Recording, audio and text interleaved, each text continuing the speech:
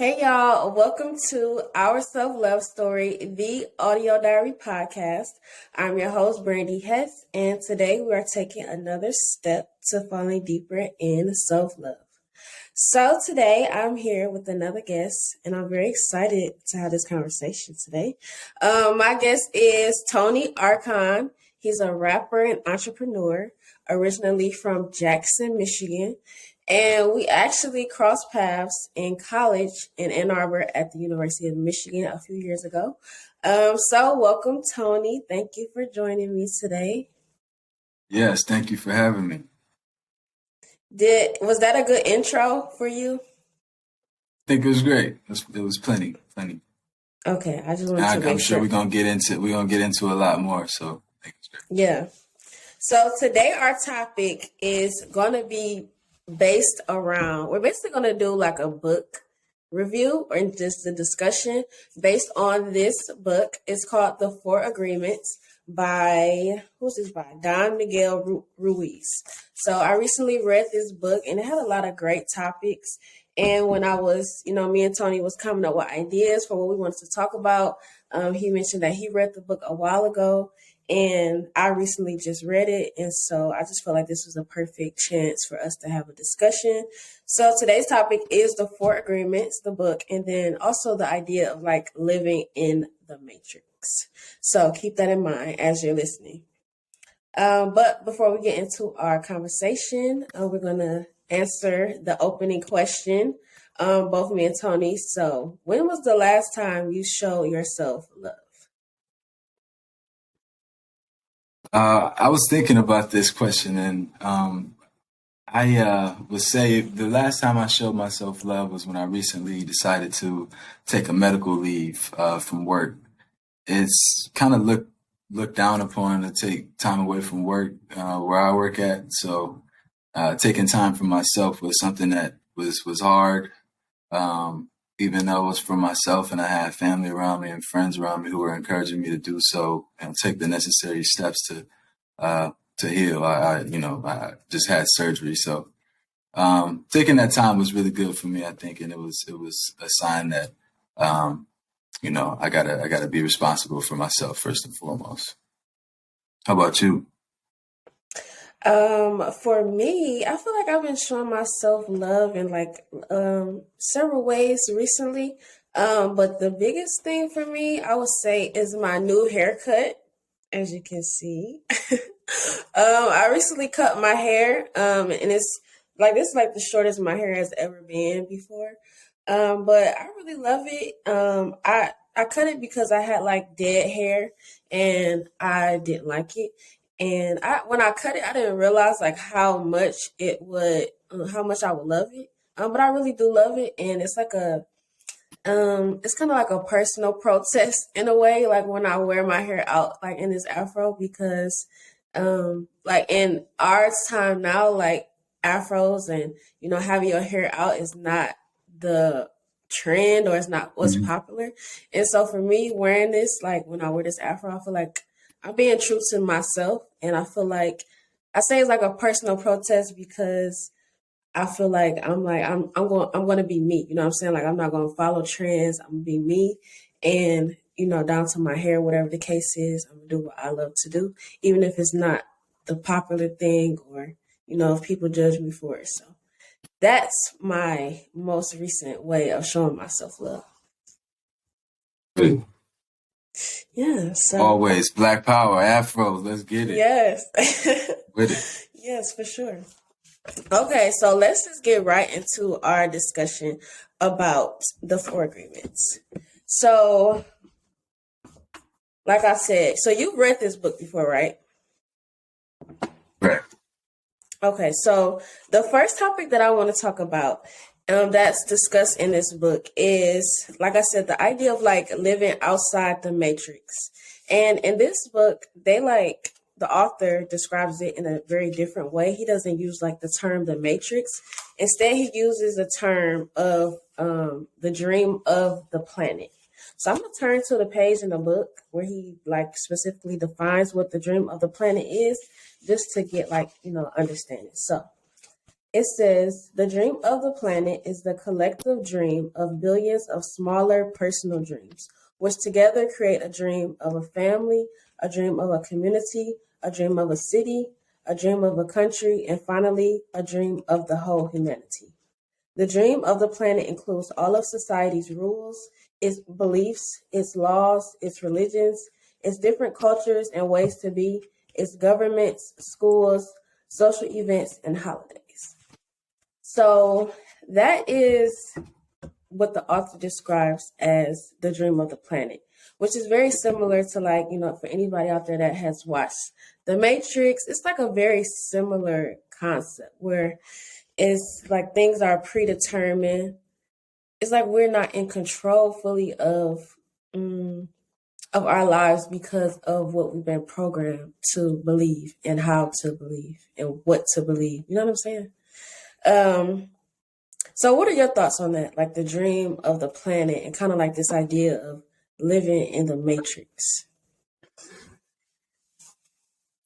I think it's definitely a really important thing to think about. And when you speak about it, I definitely recall looking back when I was trying to make decisions on what I wanted to do after high school.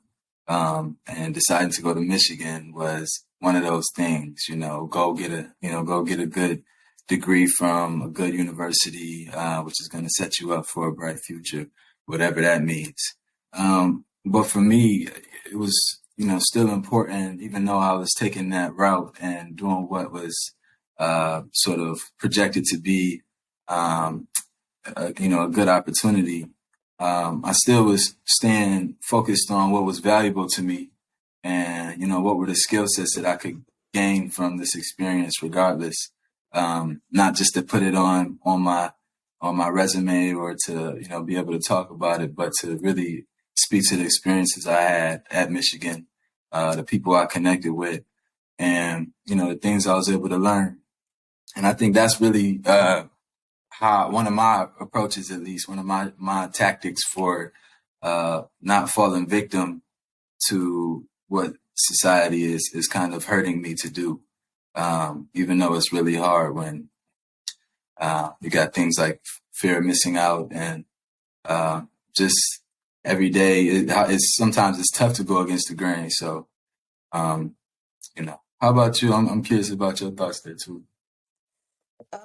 Yeah, I could definitely relate to like going to college and just thinking that that was the way of life. You know what I'm saying? Like you go, high school, college, job, and that's just like, the path that you follow. Like I remember when I was like a little bit after I graduated and one of my cousins asked me like, are you going to college? And I thought at the time like that was the dumbest question ever because I'm like, duh, obviously I'm going to college. Like why wouldn't I go to college? Like you go to college. Like I didn't understand why she asked me that question. Right. But it's just, it kind of shows like I don't know, like the conditioning, I guess, that we have or the concepts as a society that we have of like what you're supposed to do or how things are supposed to go.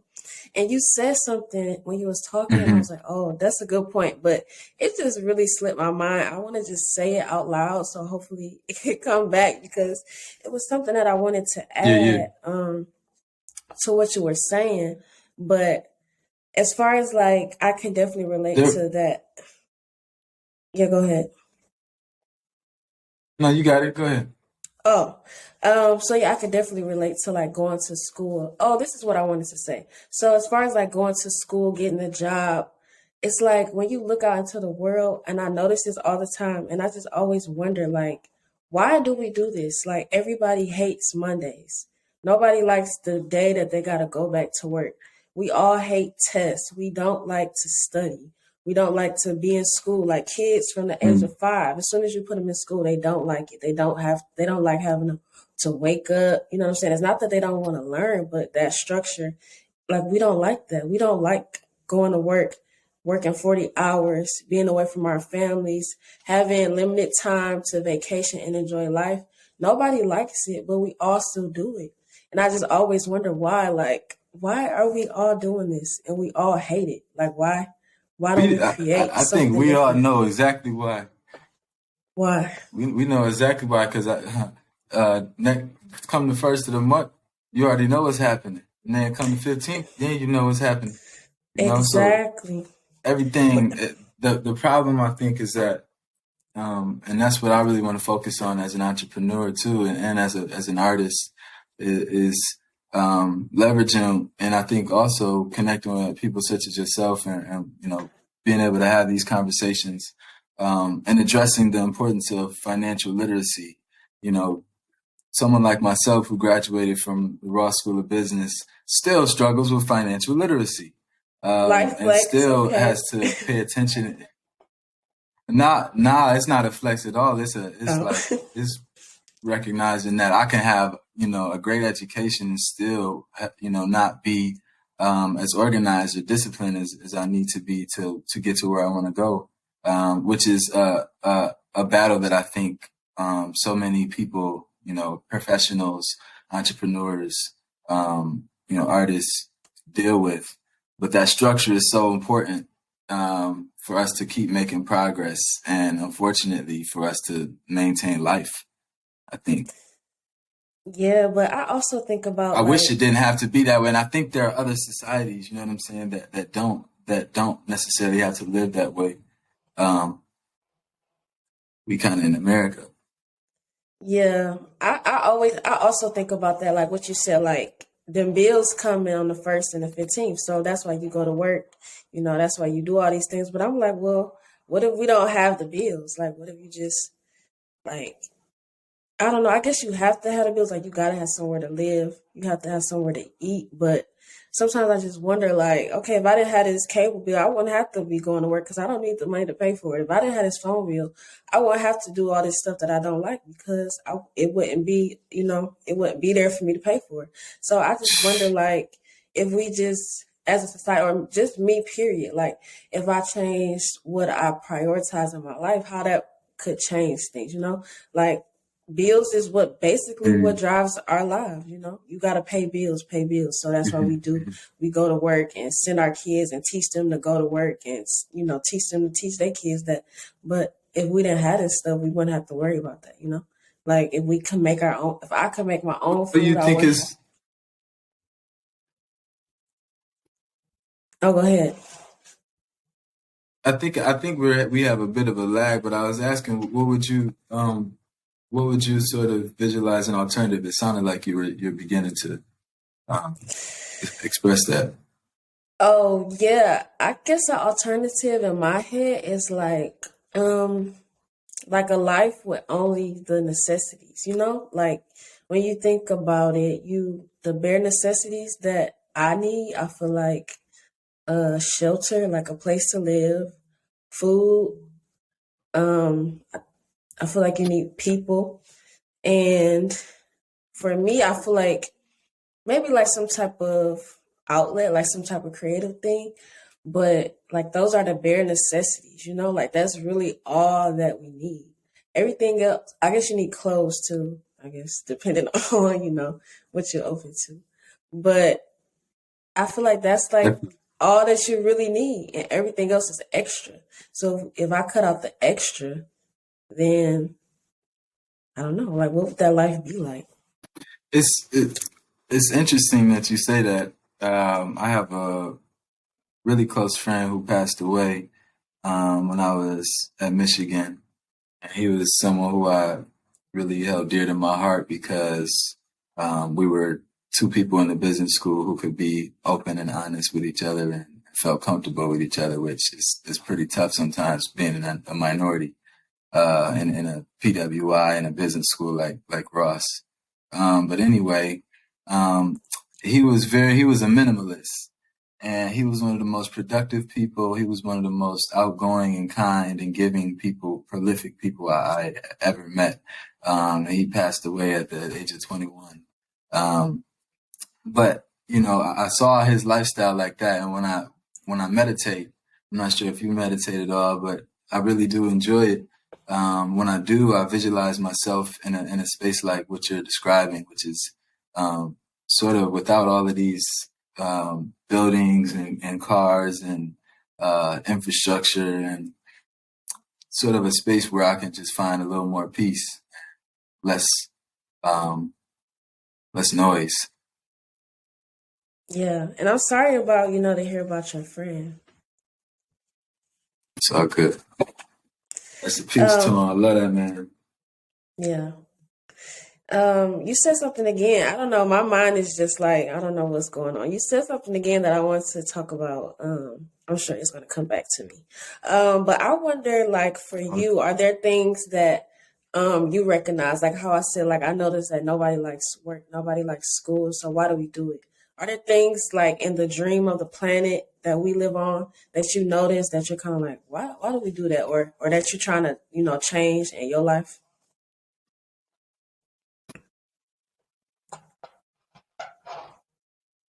Yes. There's a topic actually that I really have been doing my own thinking on and would love to discuss with you because I think your podcast is related to something like this. Chivalry. I think we all have an idea of chivalry and what it looks like, what it maybe has evolved to over time. And I think it's something that is commonly expressed as a lost art. Um, I wonder, one, where did it come from? Two, um, how does it look today and how is it supposed to look today? Especially given the sort of struggles with being too masculine or being too dominant, being too, not allowing the woman to do X, Y, Z, things like that. So that's a phenomenon that I've been very, very curious about for a while, and I haven't quite come to the bottom of what chivalry is supposed to look like in the 21st century, and that's Okay, coming yeah. from the sort of in my feelings artist that I am occasionally. So Okay, pardon yeah. that. I never thought about that before. Like, because chivalry is like, it's not, it's like a form of politeness, but it's like specifically politeness from like a man to a woman. And I guess like more specifically, like a man who's interested in a specific woman and like what that dynamic is supposed to be. So I never thought about that, but that's interesting. Um, one Yeah, thing for that'd be me, one that I would say. yeah. One thing for me that I have also thought about, because I'm at a point in my life where I see people around me like having kids and getting married, and naturally, I think that that's what I'm supposed to do too, like, have kids and get married. But recently started thinking like, I don't know, like if that's my personal dream. You know what I'm saying? Like that's the dream of the planet to, get married, have kids in your 20s or by the time you're 30. Obviously, it's like biological factors as well, but like, do I even want to have kids? Like, is that something that I want? Right. Because right now, I like just doing me. Like, I don't have kids and I like it. So I'm like, do I really want to add a kid to my life? Do I really want to be married? Because if you get married, you got to deal with that person, all that come with them. You got to deal with all their BS, all the good, but then also all the BS too. And I'm like, do I really want to do that? I don't know. Like, I don't know. But I feel like that's like something that I definitely think about. And I kind of noticed like as far as like the dream of the planet, like I watch like reality shows with women like shopping for wedding dresses or like getting married and stuff. And I always notice that women say like when they get married, like this is the best day of my life. This is the best day of my life. And I just found that interesting. Like how I guess a wedding, like for a lot of people, is probably the best day of their life, but can a wedding just be a good day in your life? Like, why is it the best day of your life? For everybody. Not saying that. I Mhm. oh, no. I think we got a Oh, lag here, which is making it really difficult because But you go ahead, finish, please. Okay. But yeah, I just wonder, like, how was that the best day of every woman's life? It could be, but is it like something that was learned? I don't know. I wonder about that. Because I don't really hear men say that. I don't really hear men say that the day that they got married was the best day of their life. Like they enjoyed it, but I don't know if they put that much weight on it the same way that women do. What do you think? I think it's a really, really interesting point and interesting topic to like pick on. And I definitely do believe there is some learned behavior there and like learned value system when it comes to marriage. And, you know, when you think of like every little girl wanted, or not every, but a lot of little girls being that little princess and wanting to grow up and be the queen with her king, you know, that's a real thing. And I think little boys don't really play with dolls and stuff like that and don't sort of spend that time. When I was a kid, I was playing video games or I was outside playing football, and I'm sure a lot of girls were too. But nevertheless, I think there definitely is a cultural and societal expectation that marriage is it's It's like the ultimate and goal.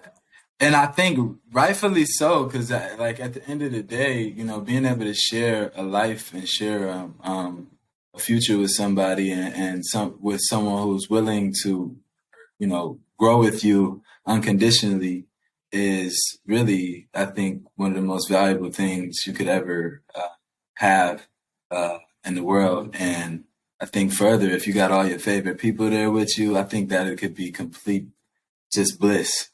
So I get it, you know, I just do. I think the point that you're making though is that there's this expectation and there's this standard for a lot of women, I think, and further that people who, excuse me, aren't married, you know, they have this. Sometimes women feel undervalued or under, you know what I'm saying, don't feel as confident because they can't say I'm married or whatever. I think men at a certain age get to that point where they like, you know, I'm tired of not being able to say I'm married as well. And I know a lot of men like that, who kind of realize that, dang, I gotta either do something about this or, this, you know, this just isn't where I want to be. But people get stuck in that single life, into adulthood, which is honestly very, very scary. When I What think about being it, because I know a lot of people like that. what it's scary Saying to think sleeping about me alone as every night, you know what I'm saying? yeah, no, I definitely can understand. Like definitely like I'm not saying that marriage is not like it can't be beautiful. That's not what I'm saying. I'm just saying like Mm, the the societal expectation of it just seems a right, little strange to me. Not strange, totally. but I just noticed that Yeah. everybody feels the same way about it and I'm just like, is that really genuine? Like is that really genuine? Like who's to say like a random day at the beach can't be the best day of your life, you know? And I just wonder, are we limiting ourselves with these? I think we definitely are limiting ourselves to enjoying stuff, because a random day in the park is not what we have, or what I'm talk. I try to talk from my perspective, but what I have in my head as what could potentially be the best day of my life. So when I experience it, I don't have Right. that frank that mind state.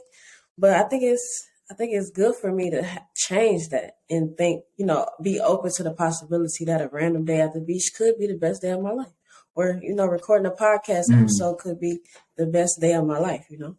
So I mm, definitely wonder about that, and then also looking at how many people get divorced also makes me think like, is this everybody's um individual dream? Because and I also think about how hard people say that marriage is. Like married people, I don't know a lot of married people, but the married people I do know, they don't make marriage look fun. Like they just be like, don't do it.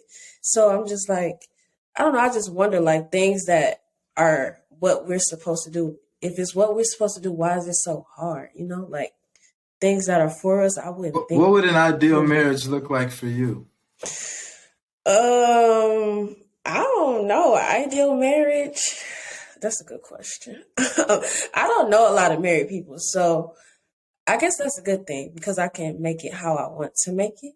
So, ideal marriage for me would be, I don't even know. I'll have to think about that. Okay, what about you? Do you have I really No, don't know. I definitely need to think about it too, but I'm so shamelessly willing to think out loud. And I would say an ideal marriage for me would definitely be it would be two people who are certainly on each other's side. You know what I'm saying? Two people who are not fighting against each other and not trying to outdo each other or argue with each other, but really come to a compromise. And two people who, like, I think compatibility is one of the elements of compatibility is um, knowing where a person is weak and knowing where a person might be vulnerable and being able to cater to that and not poke that sore spot. And I think in my past relationships, that hasn't always been the case. And um, I think that that's something that, at the end of the day, awareness and being keen and understanding of your partner is, and constantly finding ways to, better understand them, um, is, suiting for at least a sustainable relationship, if not marriage. But, um, who am I to tell? I'm just like you. I don't know many people married either. So Yeah, I'm using okay. my imagination. Yeah, okay, let me use my imagination. So I think the ideal marriage, the ideal marriage would be like me and my husband like living like on an island somewhere, like where it's hot. I don't like being cold at all. So I want to live somewhere where it's hot like all day, every day, like on a beach, like living like I would say like a simple life. And if I do get married, I feel like I want to have like a big family, like a lot of kids, and living a simple life with our kids and just being a family, like a happy family. I don't know. I think just this, I think an ideal marriage to me would just be like a very simple life. That's like a happy life, but just not too complicated. Like just easy and like just easy and like peaceful and full of love, I would say. That's what I That sounds amazing. think. So we'll see. I don't know if that's for me. I'm not saying that I'm opposed to it, but like you said when you was talking about like women feel like worthless, a sense of worthlessness or like not as value if they're not in a relationship. I have felt like that. So to get away from that, I had to accept that okay, I'm not in a relationship, and that does not define my life. You know what I'm saying? Like it's other experiences in life for me to have. If I don't have that, that does not mean that I have a bad life, and that I'm not a sad, lonely woman. You know what I'm saying? Like that's kind of like the idea that people have about women that you see that's like older and they not married, they don't have kids. So I don't just I don't look at it like that for me. And I can't look at it like that because if I did look at it like that, I would definitely be sad to feel like I'm supposed to have a husband and kids and I don't. You're going to be sad constantly. So I don't look at it as like I'm supposed to Well, have that. Why, what? yeah, I got a question. I got a question then. So what was the shift then for you? I know you're doing our self-love story podcast, and um that's been a journey for you, which, I'm very happy for you. But I guess what was the shift when you kind of realized that I need to get up and go have fun and go enjoy myself and not just sit here, because I've had to recognize that as well, even being out in New York, like everything's going on and nobody's going to stop for me. So at the end of the day, if I want to have a good time, I can't wait for someone else to come in and do that for me. Sometimes I got to get up and go enjoy my life, even if I'm doing it by myself. Yeah, so the shift for me was kind of like you get tired of you get tired of yourself. So for me, I felt like I wanted a relationship so bad, I guess because I never had it really. So I really wanted it. And it was to the point that it was just like my on my mind like all the time, like it was top of mind for me. And I'm like, okay, I'm not about to keep being like this. Like I'm not about to keep being sad. You know what I'm saying? I'm not about to keep letting this affect me. So I feel like I'm like a tough love person, like for myself and for others. So once I realized that, I'm just like, okay, I have to change my perspective. I got to figure out a way to look at this so that I'm okay with it. You know what I'm saying? So I just got to the point where I'm like, you sick and tired of being sick and tired. And that's what it is. Like I don't want to keep, I don't want to keep being sad because I'm not in a relationship. Okay. I'm not in a relationship. No. But, it's other things, it's other experiences in life that I have had that say the next person maybe didn't have. And that's not to say that my experience is better than theirs. It's just different. You know what I'm saying? I've been able to go to college. I've been able to, travel outside the country multiple times and it was paid for. I didn't have to pay for it. I've been able to meet people, have a podcast. Like there's a lot of experiences that I have had that, make my life great. And the fact that I'm not in a relationship, that doesn't make my life any less great. So that's the perspective that I have and that I had to learn to have in order to really, I think, just to not put so much weight on that one thing in my life that I didn't have that, I think that I want to have. Maybe I don't even want to have it. You know what I'm saying? Maybe it looks good, but maybe it's not for me. So I just had to realize that. I think that's a great realization. I think a lot of people, not just women, definitely, especially women, but a lot of people um, have to come to that realization and have to realize that, I am a very dynamic being. I'm a very powerful and creative person and beautiful person. And I can't just sit here and let my life waste away and be depressed about um, what's not happening. I got to go make something happen. And I said, like, I'm, from the humblest of my heart, I'm a very fortunate person. I have very beautiful women around me, and my family, and maybe that's just my opinion, but, some of my friends think my family are beautiful as well. So I guess I'll take it from them. Anyway, the point is that, sometimes you can have these very beautiful women and even they're single.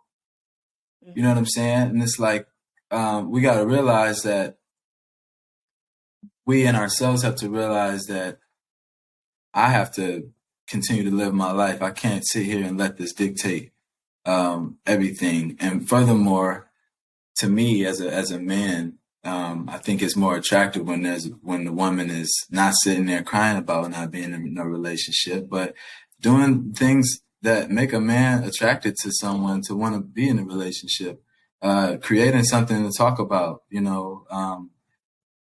giving me something intriguing, you know what I'm saying, to think about, making me feel comforted and supported. I think so many people want to cry about it and don't want to show up for somebody to make them feel like that. So that's my perspective on it. Yeah. And there's a song by Common. I love Common so much. He's like one of my favorite rappers. Mm-hmm. He has a song, it's called Ghetto Heaven. It's spelled Geto Heaven. Mm-hmm. And he talks about that, kind of like what you just talked about, as far as like women and being single. And it's just like a verse. It's just a verse in the song. It's not the whole song. And like how you have to grow as a woman in order to get the man that you want, So if you have time, go listen to that song and, see what you think. But yeah, I love Common. Common is one of my favorite as well. I was listening to him on the flight here to New York today, so he's definitely one of my favorite. I was fortunate to meet him at Michigan once. So he great person. Obviously one of the greatest MCs to ever do it. And I can't wait to go check out that song. Yes, please do. So I think this is a perfect segue to discuss your music. So, we said that you're a rapper and everything. So how would you describe like your style of rap music? Like what's your, Tonie Arcon, like what's your style of rap? Yeah. I'd say it's definitely still a work in progress. It's developing because I'm just so intrigued by music. I'm so curious. I'm so passionate about music that I'm always looking to explore my sonic sound, explore my lyricism. And so, I think most people probably recognize me to be more of like a hip hop, boom bappy, rapper MC. Definitely that's the roots, the roots of where I got the passion for hip hop and for music is in hip hop and, is in like the New York boom bap era.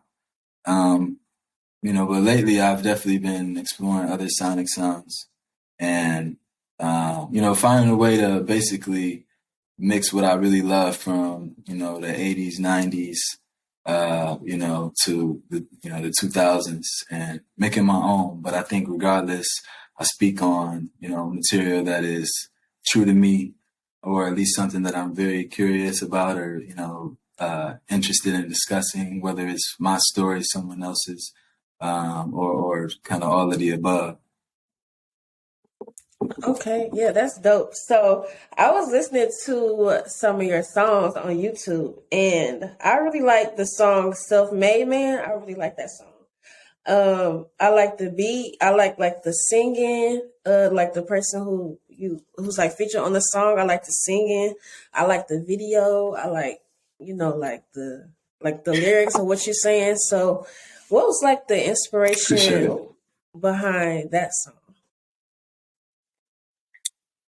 Inspiration, I actually originally wrote to a different beat. And I guess the inspiration was recognizing that in order for me to get to where I want to go in my life, I'm going to really have to kind of create a version of myself that is not existent today.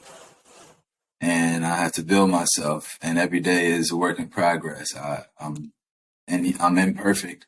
I make mistakes every day, and I have so much to learn, but I am constantly focusing on building that better version of myself. In fact, I want to show you something which hopefully you can see this. I've had this as my screensaver for. What is it? It's a statue? It's a self-made man. It's basically a man chiseling himself. You see? Yeah, I can see it now. Yeah.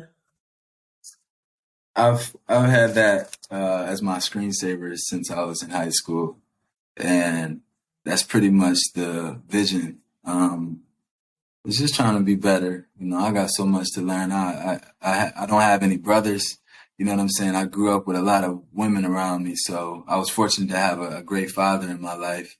That was there to support me and teach me things, but there's still holes in that infrastructure. But anyway, my goal is to just continue to do better and be better. And I think self-love is a great start. Yeah, for sure. I really do like that song. So I just like to hear the story Thank about you. it because as a listener, I feel like we don't always get the full meaning just because the artists, they sometimes have their own like little things, subtleties that they include into the song that we might not recognize. So I really do like that song. Word. But it I feel like that's If there are any lyrics in there that I was gonna say if there are any lyrics that you recall, or if not, but if you do have any, I'm happy to discuss any particular uh, part of the song that what I'm saying that you might have found to be interesting. What was it that kind of um, made you feel that way? Made me feel like what way? Like you enjoy the song, like it's something that Oh, is worth listening to, I guess. oh yeah. Well, the exact lyrics. It's like I remember like the ideas. I don't remember the exact lyrics, but it was Yeah, of one course. part. Yeah, it was one part when you said like, I think you was talking about like how your dad was like helping mold you. Like it was in the beginning, you was talking about how you want to become this self-made man, like you going to school and you're trying to avoid getting into trouble with the law, whatever. And then at some point, it seemed like you started talking about like your father and how he was helping you throughout your life. So I thought that part, those two parts, like the beginning part, and then when you was talking about your dad, those caught my attention. Yeah, I think thank you for recognizing that. I appreciate it. For me, I look at my father's story, and I recognize that because he lived his story and lived his life, and learned the lessons he learned, he was able to share his wisdom with me, and hopefully I'll be able to do the same. If not with my own children, with my nieces and nephews, or with other, what I'm saying, people who I might end up mentoring or supporting in that way. But I was fortunate to have that very close in my life, and I recognize how important it is for me now to take what he gave me, run and build up what I can build from it, and hopefully give back to him and give back to my mother, and give back to the people who've invested in me. But my pops is definitely one of the main people who gonna get a plate when the time is right. So I'm excited. Yeah, yeah, that's dope. And I feel like listening to the song, especially like that first part when you was talking about you was kind of thinking or rapping about like this idea of like the dream of the planet. Like you was going to school, get this job, but you still want to do music. Like you still love music. So that's kind of like um I'm sure you wasn't thinking about this at the time when you made it, but that's just, the idea is kind of similar. Yeah. And I know I'm not the only one who can relate to that. Hmm. I've had conversations with people, my friends and family, who can connect with something like that. So I'm always just thankful that what I speak about, what I write about, is relatable. And I know that everybody won't agree with everything I say, or everybody won't like what I make. But for me, I just want to be true to who I am, and true to the things I'm curious about in this life. Yeah, I love that. I really do. So let's get back into some more discussion about our book. So the title of the book is The Four Agreements. So what are those four agreements? Let me tell you. You may be interested. So the four agreements are: one, be impeccable with your word; two, don't take anything personally; three, don't make assumptions; and four, always do your best. So, out of those four agreements, which one would you say resonates with you the most and why? Um, I would say don't take things personally. Yeah, that's mine too. Um, yeah. Should I say why, or should I Yeah, let yeah. you go? No, explain. I would say the reason why don't take things personally is really important to me is because I was actually in a therapy session. This was my first therapy session in some years, but it's with a doctor who I know, in Jackson, who's a family friend. So it was just someone who I can like go in and be transparent with, and I felt already comfortable. But anyway, he was just discussing how so many times what's really difficult is our ability to digest and really understand a person's context and why it is, that they're doing what they're doing, why it is that they think the way they do, they act the way they do. And sometimes that's not even personal. Sometimes it don't have anything to do with, me. And I have to be aware of that and not let my emotions get the best of me in those moments where it feels personal. And maybe sometimes it is personal. And that's what's really difficult is sometimes you can't tell whether it's personal or not, because sometimes it actually is. And, necessary protocol needs to be done with that. So I I think that one is so important because so many fights, I think so many issues in the world would be resolved if we could just kind of brush it off our shoulders and say, hey man, they having a bad day, or that, they messed up. And I think it's really hard to do that in real time. You're like having a heated moment or, things like that. But that's something that I try to keep in mind. And, I try not to let myself get out of character in those moments. And like sometimes later I look back and realize, man, maybe that didn't have nothing to do with me. So. Yeah, it's definitely hard to do it like in real time. Like I understand the concept of like don't take things personally, and I'm like, okay, that makes sense. I can understand that. But then when you're in a situation and somebody talking to you crazy or anything, you're like, hold up, like I don't know how I can't take this personal right now. Like it's hard to do in real time, but it's like after the fact, I can sit back and think like, okay, maybe it wasn't, maybe, I shouldn't take it personal. But like you said, it's so hard to do in the moment. So I guess that's just a muscle that we gotta, continue to build, because it's definitely hard to do. And I agree, like I said, don't take it personally is the one that resonates most with me. When I was growing up, mama, she used to tell me that, like, don't take stuff so personally. And I really didn't even know what she meant by that. Like, what do you mean don't take it personal? Like, I don't even understand. Like, I didn't even understand what that was. But now I do. Now I understand that, like, the way people treat you is a reflection of them. And don't take it personal is just recognizing that, like, how somebody treat me is a reflection of them. And same way for me. The way that I treat people is a reflection of me. So I should be aware of how I treat people and what that says about me. You know what I'm saying? So that definitely is like, it was a hard lesson for me to learn because first of all, I didn't even know what it meant.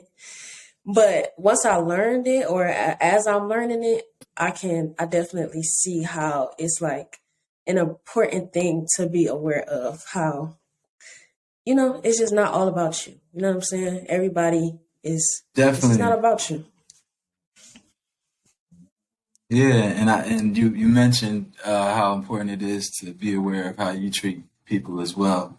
And I want to say thank you in real time for always treating me well. You've always been welcoming to me and sweet to me. So thank you for that. And I think positive energy at the end of the day is what creates moments like these where we can really go into a thorough conversation that hopefully people on your podcast can enjoy and resonate with. Yeah, well, thank you for the compliment. I take that as a compliment. So thank you for the compliment. And I guess I should say you're welcome. I don't know if I should say you're welcome, but, I'm glad that I gave you, gave that to you, that, I guess that energy or that, I don't know the word, but that energy, I guess is the word. So, yeah. I feel like this is a good discussion. I know for the sake of time, I feel like you could talk about this like all day, For the sake of time, it has to get cut short, unfortunately. But I feel like we're just having a good conversation. I really do want to get to the self-love, that question. That's why I kind of want to move on to that part. But before we move on to that, I just want to say, if you haven't read The Four Agreements, this is a really great book. There was a section that I wanted to read at the end about heaven on earth. I don't think we have time for it, but if you get a chance to get this book, I would definitely recommend it. It's like only a few dollars. Right here it says $12.95 in the US. You can probably get it cheaper on Amazon, but it's not an expensive book. I feel like it's very thought provoking, and it definitely can have a change on your perspective and your outlook. It definitely has had that for me. I feel like I've been like rewired in a way, like as far as how I think about stuff. So I would definitely recommend this book. And if you get a chance to read the chapter about heaven on earth, you might enjoy it. So let's move on to the last part of the show, the self-love deck segment. So normally I have my guests pull cards, but since we're virtual, I'll do that for you. So I'm shuffling up the cards right now. I swear I'm not looking. And I'm going to just pick the first card off the top. So, okay. I feel like I did this question before. I don't want to do questions that I already did, so I'll do another one. Okay, it says, so the topic of this question is expectations. It says, as a child, is this how you imagine your life would be? If not, is it better or worse? Explain.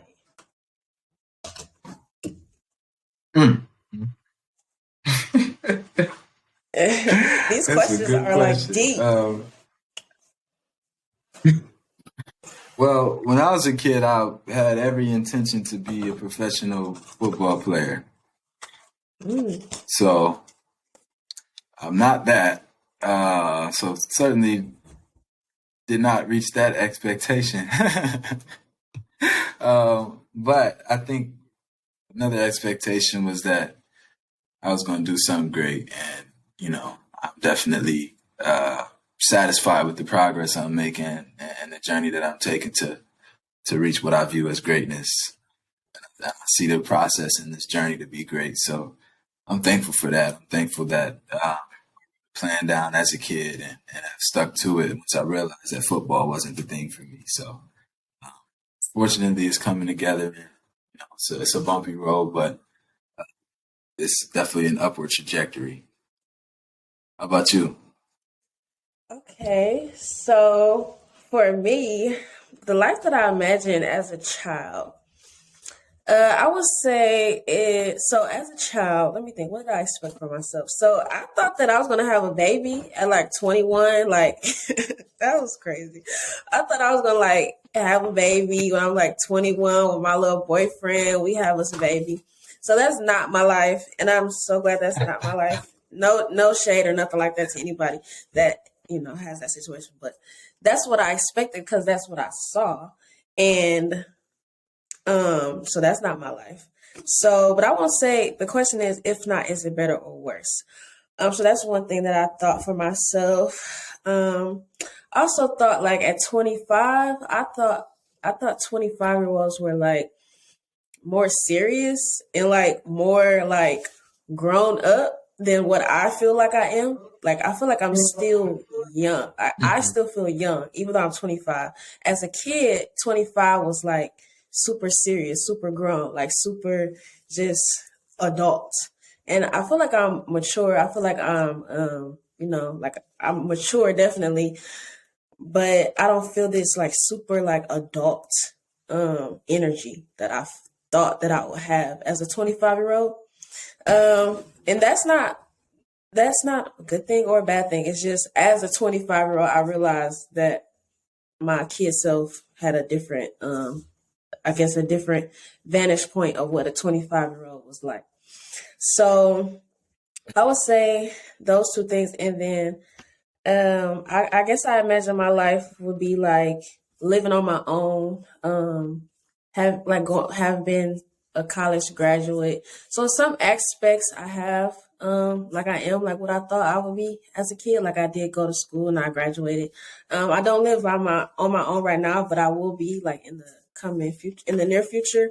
So I will say that it's better or worse. I would just say that I would say that it's better or worse. I don't know like what's the the opposite of like the in between of better or worse, but I guess it just is what it is. For you, I know you said It's the that, way. yeah. So I know you said that you expected to be a football player. You expected to do something great, but I don't think you answered the part about is it better or worse? How do you feel? Yeah, I feel pretty much spot on with how you saying. I feel like it's just is what it is. It's the way. Life is so just unimaginable, or I guess unpredictable is the word I'm looking for. And so, one false move or one great move can shift your plan and your direction completely. And I learned that. And my my thing right now is to just try to create as many great moments and great catalysts as I can, with every moment that I have. And I feel like that's what's gonna get me to that, to a place where I'm contented. Yeah. Okay, that's cool. That's cool. So that wraps up our last segment of the show. Thank you, Tony, so much for coming on. I feel like we had a really good conversation that could probably go for longer, but I really enjoyed this. What about you? I had a great time as well. It's always nice to, go talk about something a little bit more deep. You know what I'm saying? I try not to go too deep on just general conversations, but it's nice when I'm invited to do so, and to share thoughts with people who have a, mutual curiosity. So I'm glad we got to do it. Yeah, for sure. Oh, and I just want to add, whenever I look at you, I feel like you're as far as how you look, you very much give off like Andre 3000. So if they ever did like a biopic, I feel like you could definitely get the part. That part. So be on the Hey, lookout. Andre 3000 Andre was like one of the main artists that kind of pushed me over that edge of, okay, I want to really be a musician, and not just a rapper, but a musician who understands some theory, is interested and immersed in various genres, including, rock, blues, jazz, R&B, some folk. You know what I'm saying? Soul music, though, everything. So, but yeah, Andre 3000 was for that. Like, he was one of those people for me that really encouraged me to push myself as a musician. So, Yeah. I'll take it. I'll take that as a compliment. Yeah, you I could was just definitely listening play to him him. today too, so that's great. Yeah, you could definitely play him in a movie for sure. So before we head out, do you like where can everybody connect with you, like on social media, or do you have anything coming up that people can look forward to? Yes, you can find me everywhere at TonieArcon. That's Instagram, Facebook, TikTok. Tonie Arcon. I have a website, TonieArcon.com. I got some really cool things in the works, not just music, but definitely music. Like I said, I'm an entrepreneur as well, so my goal and mission is to leverage this music and entertainment to create some impact in my hometown and then beyond. So I'm looking forward to that. I got a show this Friday, or Saturday actually, the 11th of March, 2023. And I'm performing at Noir's halftime show. And it's going to be at the Power Center, 7 p.m. So anybody who's available, please feel free to pull up. It's going to be a great show. I'll be spending a lot of time over the course of this next week in my room, kind of just rehearsing. So looking forward to that. And thank you for having me on the show. It's definitely nice to speak to you again and to, be a part of this. This is a great initiative, and I'm wishing you all the success. Thank you. Thank you so much. And thank you for joining me and having this discussion with me. And, until next time, bye.